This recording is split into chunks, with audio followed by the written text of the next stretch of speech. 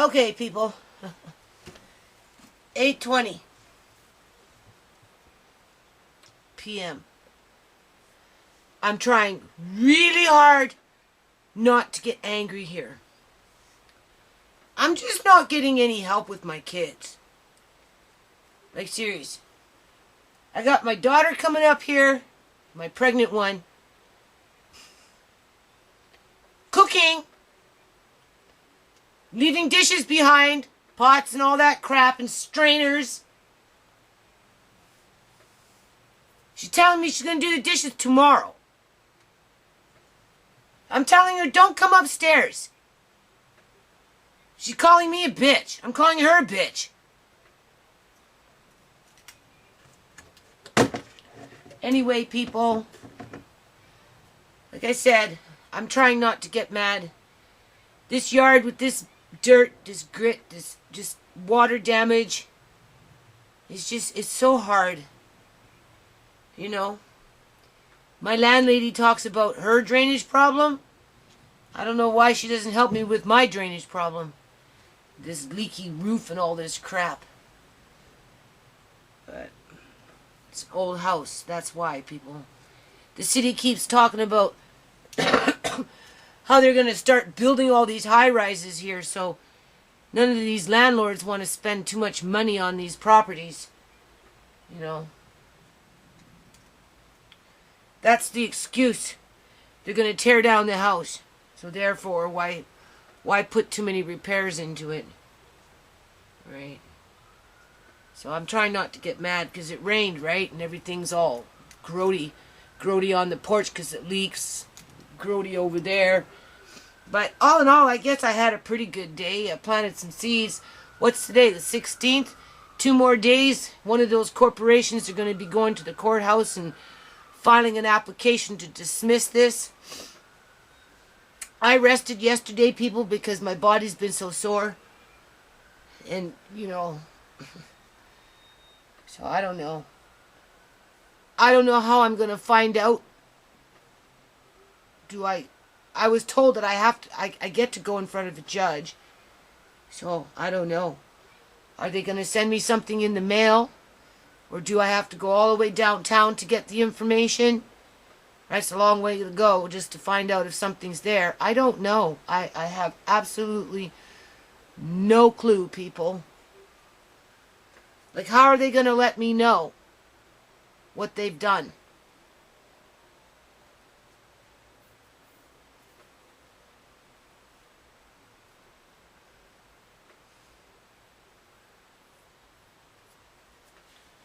I don't know.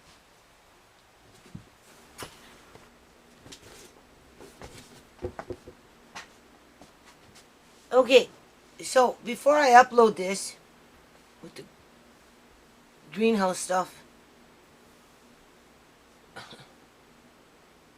like seriously, people, I'm between being very, very, very, very, very extremely depressed to trying not to get mad. Mad with the mud.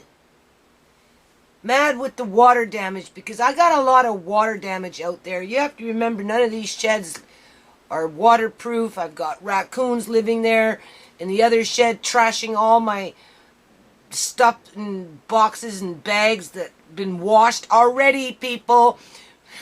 I've washed them already, bagged them all up, put them outside, was going to have a little yard sale with Andre, you know, maybe give something. He could take what he wanted back, a few things, right? Now my daughter's pregnant, she can have a few things, and what wasn't going to sell in the yard sale, I was going to donate to this thrift store that sells things for the fire department. They have like 60 programs. But I wanted, you know, I want to teach Andre how to have a little business. He wants to sell ice cream cones outside, so I said maybe freezies. But, you know... Right now I'm digging up the ground, you know, working twice as hard along this fence as my neighbor's plants come into my yard. I'm having to dig them up. Whatever, right? I left a bowl out that was underneath in the porch there, but because the porch leaks, the bowl got full of water, along with everything else is full of water. So I'm having to wash again. So I'm just throwing everything in a pile. You know, the basement is leaking underneath there. You know, underneath in the garage it's leaking, and mud is coming in the house, and more mud is coming in the house, and grit and sand, and more mud is coming in the house, and everybody's miserable as usual because of that cloud. Little Uncle John just floating around with his cloud, right? Little gray cloud. So anyway, I'm like thinking, okay, today's the 16th. I read the emails that I got from these law firms. They said they're going to put an application in to dismiss it on the 18th. That would be Fraser Health. And then the CIBC Bank is on the 25th. I want to bring them both together. I want both the claims to come together. I don't know anything, people. Like, I am so blind to this process. So they put an application in. What does that mean? Does that mean that they go in front of the judge that day without me being there? Or do they put an application in, get a court date, and then I get something in the mail to tell me when I have to go to court? Or do I have to go downtown to get that information through the court registry? I don't know. I have no clue. And when I get in front of the judge, I'm just going to simply ask the judge to read the notice of claim and to factor in that there's two of them and that they should come together and be dealt with together, right? So that the corporations can figure it out, because really the corporations are the ones that need to root out the corruption within their corporation. I understand that the lawyers don't represent me, because I had one lawyer sit up there and say, well, you know, we represent the corporation, we don't represent you. Well, obviously, right? But you would think that somebody in that corporation would want to root out the corruption, right? Versus trying to hide it. And, you know, here's another thing. It kind of goes to that, you know, if you don't stand up for something, you'll fall for anything, right? And then, you know, they come for so-and-so and nobody was there, and they come for so-and-so and you never helped them, and they come for so-and-so and you never helped them, and then eventually they come for you, and there's nobody to help you because you never helped anybody when they were in crises. So it kind of makes me think that because I live in a 60% Punjabi community, and on average this kind of stuff with the medical kidnappings of old people to pillage their assets doesn't necessarily happen within the Punjabi community.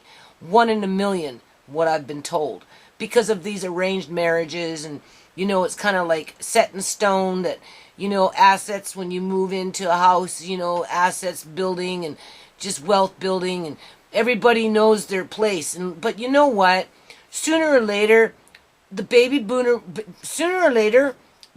boomers are gonna slow down in terms of the numbers won't be there another 15, 20 years. There won't be no old white people to steal their money. It will be an immigrant population that will start to feed on itself. So what I'm trying to say is, for the immigrants, whether they're from India, China, Fiji, Russia, Germany, Britain, wherever, an immigrant is an immigrant, right? Sooner or later, they're going to come after you, because there won't be nothing left except you to come after. So, and the reason I'm saying this is because on Thursday, I'm supposed to meet with our board director to talk about the nonprofit, right? Because I can't do it anymore, people. I can do a little bit, but that's all I can do. It's just a little bit, right?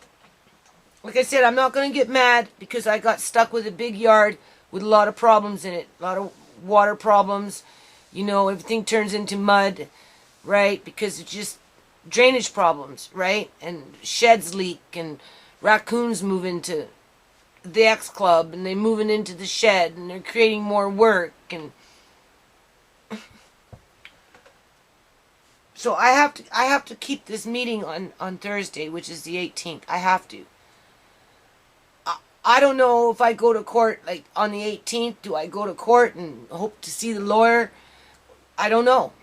I don't know. I'm sitting here thinking maybe I need to take a sign, go downtown with Andre, stand out there with my sign, asking for help to either rewrite a new notice of claim if these get thrown out of court, or the judge will read what I wrote, and I'll be there to explain to the judge that I wrote it for the judge so that the judge could see that there is a case and that it needs to carry on, because the judge is curious to know the story, how the story continues, because it's like a mystery novel.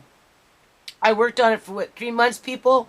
I was putting in 16, 12 hours a day, so much I couldn't even walk by the time I got up out of the computer. Obviously, I burned myself out, right? And it's just a huge disappointment. That's all it is. It's just disappointment. And when you're under disappointment, it's kind of hard to stay motivated with it, right? Especially when you've got, I don't know what this pro bono was trying to do. I don't know if they were trying to do me a favor by stalling for time, or if they were stalling on time to sabotage me. Like, I really don't know. I just know that it didn't serve a purpose. Right? If anything, it probably made it worse for me by seeing them. Right? Because I got bad advice as far as I'm concerned. Right? I'm not going after the Duncan clan. Like I said, this what's going on is within the corporations it's in a different realm, and I don't understand why a judge wouldn't be curious to know what's going on in our society and be in a position to actually make a positive difference for the white people and for the immigrants when their turn comes. Because sooner or later, their turn's going to come unless something stops this.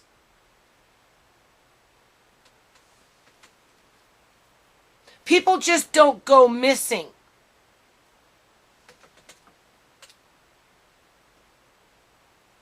Corporations can't just delete you from the file and then give your information to complete strangers to do as they may, so that the corporation can make a profit off of that information.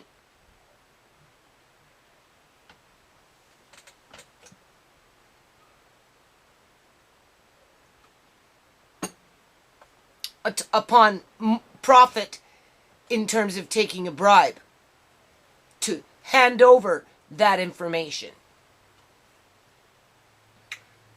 Right?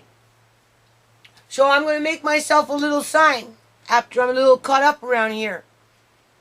I'm going to go downtown and I'm going to stand there with my sign asking for help as these lawyers that got it thrown out of court walk on by and chitter chatter with their friends and say, there's that frivolous woman over there that seems to think she has a case. Even though they never took the time to investigate it. Right? To make proper inquiries, because they know how to make the right inquiries in terms of the information. Right? But they're not going to call on files within their corporation, because if they called on those files, then they would be exposed. And being that I don't know how to call on those files sit buried and hidden away like a dirty little secret. And the best that we're going to get is the ombudsman coming in with the report in 2019 with another 5,000 families that have been destroyed like mine. Right? Another 5,000 old people pillaged for their assets.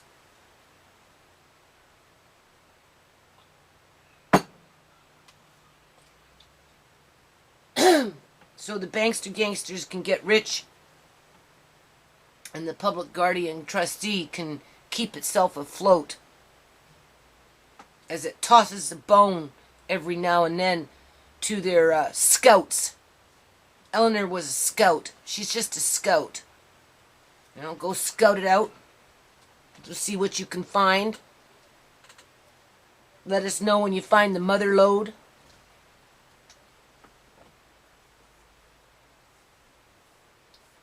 So Thursday I have a meeting. I hope it goes through. Right? Because it's important.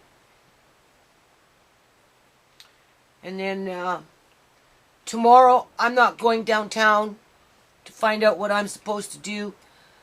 I guess I'll have to go downtown on the 19th or the 20th if it hasn't been thrown out by court by then. Right? Maybe I should be putting an application in. I don't know, people.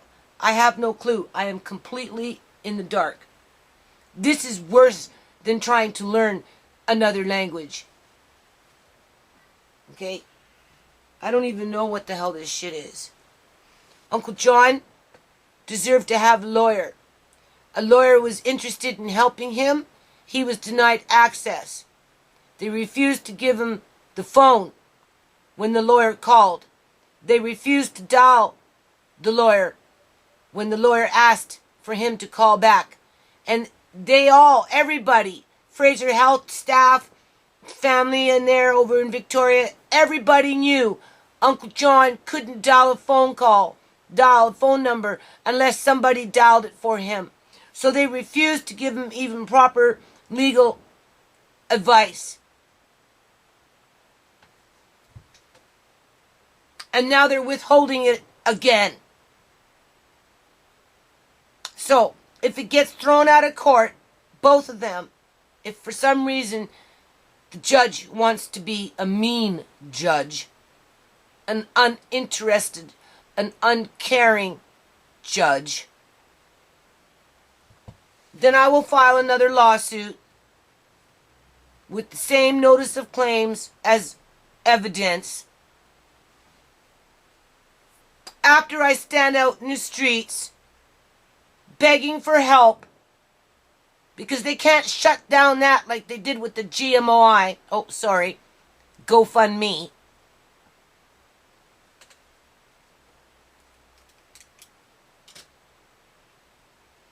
And those lawyers that are walking by after they throw it out of court will see me in court again.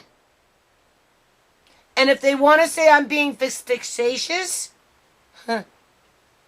no, it's the other way around, people.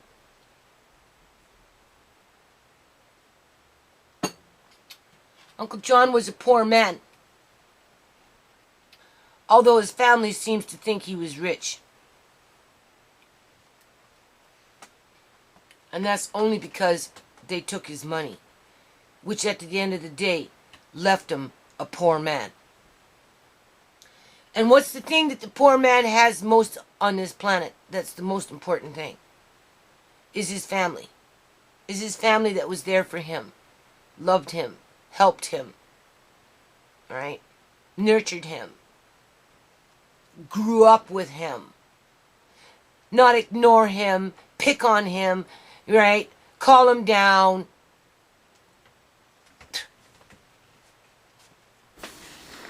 Okay, people, this is May 16th, 2017.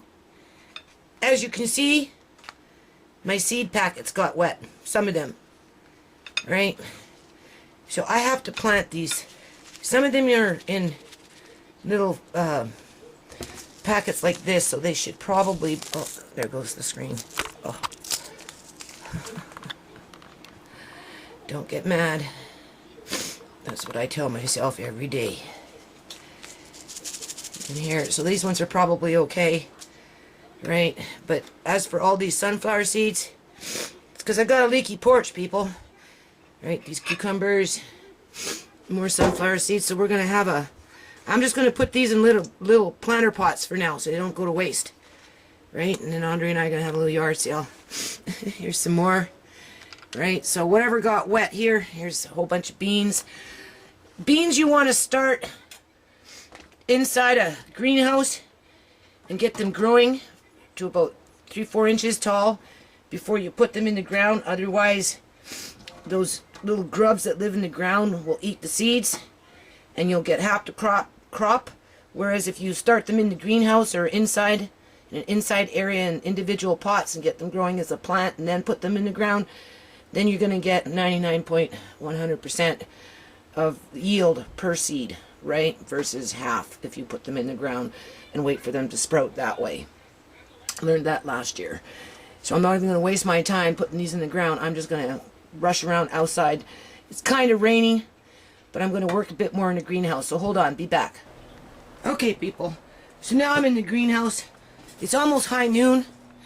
So what I want to do in here is I actually want to grow some vegetables in here this year, like an actual greenhouse. The thing about that though is when plants in July and August, they go through, these are the seeds that got wet. So this is going to be the plan. I'm going to get them started in here in little trays, minus the peas, right? And maybe I got some cucumbers I can maybe lay in the ground. Like I said, it's almost high noon. I walked out of the door at 10 minutes to 12. Obviously in daylight, you know, so we're going on to 12 o'clock, lunchtime. So we got to figure out how to grow. I haven't hung anything from the rafters yet in terms of hooks. I'm going to do that. I think I'm going to have to hire somebody, people, because there's too much work that needs to be done and I can't do it by myself. I'm just not strong enough. Right? I used to be able to put in 16, 17 hours a day. Now I'm lucky to put in 12. Right? It's 12 o'clock now. Considering what I have to do, I'm always afraid I'm going to run into raccoons. Considering what I have to do with these seeds, I'll probably be out here till about 8:30 tonight. It just rained, so that means that radiation level is high, right? Because it comes down in the rain, people. Right? So, speaking of hiring somebody, I need to clear this out. I want to clear this out this year. So all this wood here will be made into boxes or framing or whatever it is. Right? This is not the stuff that I just bought. This is the stuff that needs to be used. So I may have to, as a flooring, I think I'm going to have to try and hire somebody just to come in here and build this stuff for me, because what I want to do, like I said, is I want to actually grow vegetables in here this year. In terms of, I don't have a lot of planting space out there, so why not use this? So I've asked for some 5-gallon food grade buckets for tomato plants. I think a nice what's it called, box lined with drainage on the bottom right across through here, maybe 2 feet deep by 18 inches, 20 inches wide, or at least width of that window, and then the length of this as a base, and get rid of all this miscellaneous junk, and then do it by levels. Right? I want to keep this centerpiece. Initially I was going to do a aquaponics in here, and this is what this tray is for. Hold on. This is an old sink, and I was going to use that to grow the vegetables in with the water, with the tank, but we're not doing that. So I'll be back. Hold on. Okay, people. So this is where it gets labor intensive. I have to start lifting up this stuff, and the dirt that I have in this yard is heavy. Heavy. It's very compact. Right? So you can see I'm taking out these, and I'm mixing them up with some peat moss that I bought. I've actually, to be honest with you, I've never used peat moss before. I don't know where it is. It's in a bin here somewhere. Anyway, going to take these, mix them in there, find that peat moss wherever I put it. It's in a big container. Mix it all up. I'm going to try and make one box here. Can't see people, don't. There we go. I'm going to try and make one box in here. Right, this is, like I said, I'm going to turn this into an actual greenhouse this year, and we'll grow vegetables in here right up until the end of fall. And we're going to see what we get, right? Obviously, I have to clear it out, and I have to build some stuff, right? I have to fix up the dirt. That's what I'm going to start working on today. Get these seeds that got all wet into either the ground or planter pots by the end of the day. And then you're going to see why I get exhausted. Well, there it is. There's that peat moss. I have peat moss in my yard. I just don't have time to dig it up, and the bag itself was like only $8. So I'm going to take that peat moss, I'm going to mix it in with this dirt, and then I've got little containers, and you're going to see. Hold on.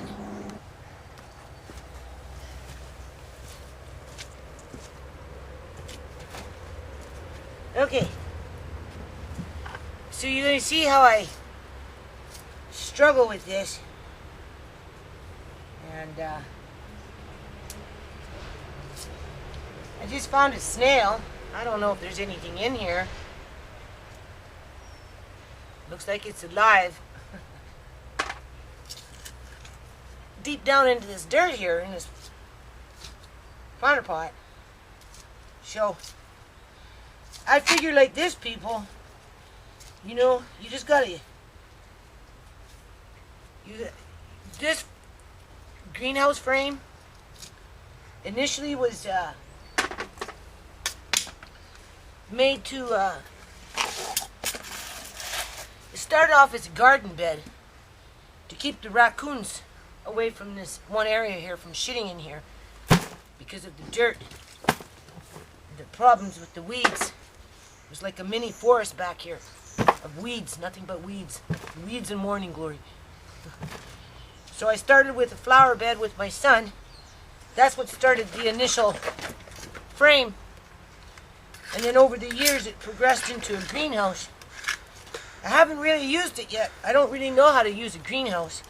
This year though, we're going to try a little harder and try and use it as a greenhouse. Like I said, I want to grow, I'm going to try and grow vegetables right up until the end. I may have to make some flower boxes though, right? Like vegetable boxes. So I'm going to clear out and gather up some wood. If I'm going to pay anybody to do anything around here, it would be for the, what do you call it? Roof on Andre's shed. So then you see, I gotta pick up this shit. Right. And then I breathe in all this dust. Whatever else is flying. Mold spores. Alright. Pollen. Whatever. In the summertime, when you got a tomato plant growing in a planter pot, it goes through a lot of water. So you kind of want to build in a reserve in the inside of your planter pot so that halfway through the day it doesn't dry out. Because if it dries out in the growing process, even for a day, then it disrupts the growing process of your plant, is what I'm learning, right? So I'm keeping that in mind as I put this together. And I would think the cucumbers would be the same too, because it's a fruit-bearing plant, right? In terms of, you know, the size, it's not like a berry. Right? Berries are a little different. Okay, this is what I'm going to do all day long, people. By the time I come in, you think I was in a mud bath. Alright. I'm just salvaging some of these rocks. Because I have drainage on the bottom. Right before, here's a centipede. Right. Where did he come from? Oh, he's gone now, though. Right.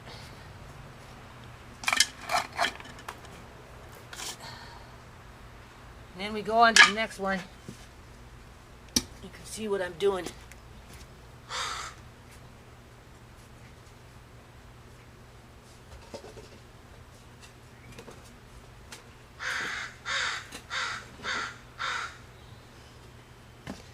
like I said, I'm going to try and get rid of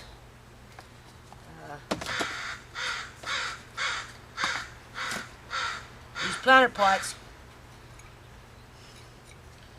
and build a flower box, well, vegetable box. Right, this is why when I'm working like this,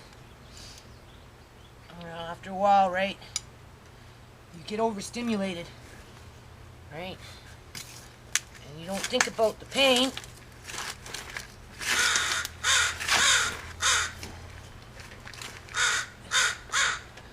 Another thing I don't use is fertilizers, because I decompose a lot of my stuff in the yard, and I use that. But if I'm going to grow stuff inside the greenhouse, I'll try a little bit in the yard. And we'll see how much yield we get this year. Freaking crows. Technically, this dirt should be sifted, but I don't have time for that right now. So we're just filling these up. Ugh. I'll take one of those little forky things and go in and out and get the some of these miscellaneous roots. Alright. Dirt smells good. Oh, that's good. You can always tell. Alright. This dirt smells pretty good.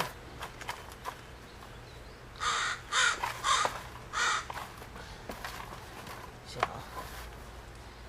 we'll be back. My poor camera. I don't take off my gloves to turn this off. This is the old X camera. Back from whenever, 2008, 2009. Still kicking. Okay, people. Here's the thing. I want to build a box, garden box, for right here. Put that metal rack in the middle, move that thing out, and use the metal rack as the base to hold the frame. And then make this like a cucumber corner, right, where they can crawl all the way up. Like I said, I want to make it so that it grows food this winter, or this summer and spring. Well, we're into spring. It's lifting all this heavy stuff, people. That's what it is. So I'm looking and I'm thinking, do you really want to start dragging out tools? And I don't have a very good skill saw. It's kind of old. I just bought it in a pawn shop, and it doesn't work that great. And it's damp out here. So whenever I'm working around water with electricity, I always get a little nervous. But I don't want to rely on too many of these planter pots, because I find they don't really work that well. If I make a box with a little bit of a drainage system, that's something I've seen on YouTube, then it might work better. So hold on. Okay, so this is what I'm doing now. I'm changing plans.